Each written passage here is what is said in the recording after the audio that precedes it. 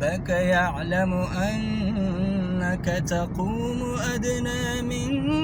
ثلثي الليل ونصفه وثلثه وطائفة من الذين معك والله يقدر الليل والنهار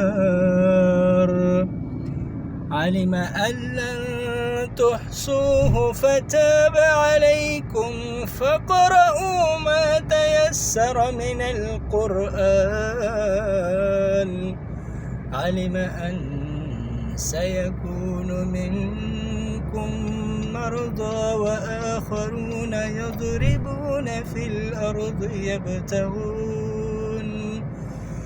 يبتغون من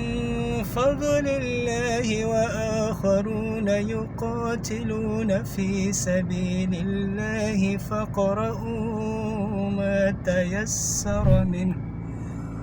وأقيموا الصلاة وآتوا الزكاة وأقرضوا الله قرضا حسنا